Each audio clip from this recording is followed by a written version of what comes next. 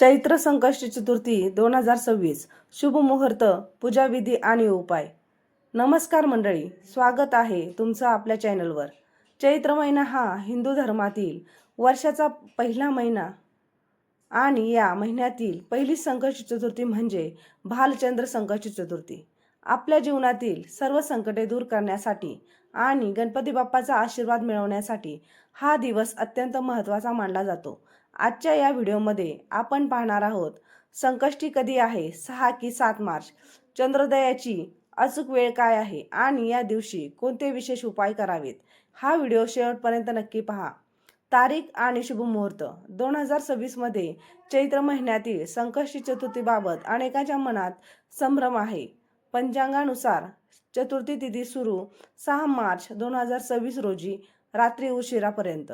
संकष्टी चतुर्थी व्रत 7 मार्च 2026 शनिवार रोजी पाळले जाईल.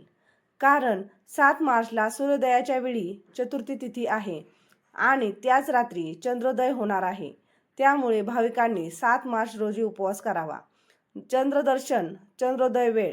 संकष्टी चतुर्थीच्या व्रतामध्ये चंद्रदर्शनाला अनन्यसाधारण महत्त्व आहे. चंद्राला अर्घ्य दिल्याशिवाय हे व्रत पूर्ण होत नाही. 7 मार्च 2026 रोजी चंद्रोदयाची वेळ रात्री 9:45 ते 10च्या दरम्यान. तुमच्या शहरातील स्थानानुसार यात 2-4 मिनिटाचा फरक असू शकतो. चंद्रोदय झाल्यावर चंद्राला पाणी, गंध आणि अक्षता अर्पण करूनच उपवास सोडावा. पूजा विधी काय करावे, या दिवशी बाप्पाची पूजा कशी करावी ते जाणून घेऊया. ब्रह्ममुहूर्त. सकाळी लवकर उठून स्नान करावे आणि स्वच्छ वस्त्र परिधान करून गणपतीसमोर उपवासाचा संकल्प करावा. स्थापना. पाटावर लाल वस्त्र अंथरून त्यावर गणपतीची मूर्ती किंवा फोटो ठेवावा.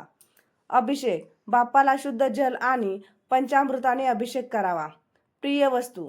बाप्पाला लाल जास्वंदीचे फूल, दुर्वाची जुडी, 21 दुर्वा आणि शेंदूर अर्पण करावा. नैवेद्य. गणपतीला 21 मोदक किंवा लाडूचा नैवेद्य दाखवावा. पठण. गणेश अथर्वशीर्ष किंवा संकटनाशन स्तोत्र याचे पठण करावे.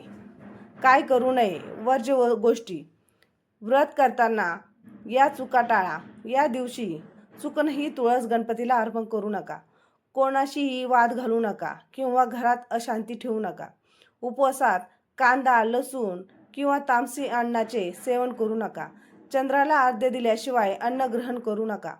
विशेष उपाय संकट निवारणासाठी. जर तुमच्या कामात वारंवार अडथळे येत असतील तर हे उपाय नक्की करा. उपाय 1. 21 दुर्वांच्या जुड्या बनवून प्रत्येक जुडी अर्पण करताना ओम गण गणपते नमः या मंत्राचा उच्चार करा. यामुळे रखडलेली कामे मार्गी लागतात. उपाय 2. आर्थिक समस्या असतील तर बाप्पाला गूळ आणि खोबऱ्याचा नैवेद्य दाखवून तो नैवेद्य गाईला खाऊ घाला. उपाय 3. विवाहातील अडचणी दूर करण्यासाठी बाप्पाला सिंदूर अर्पण करा आणि पिवळे फूल वाहा.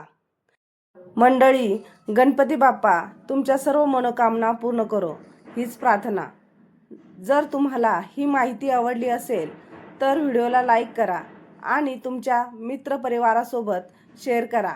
कमेंट्समध्ये गणपती बाप्पा मोरया लिहायला विसरू नका. धन्यवाद.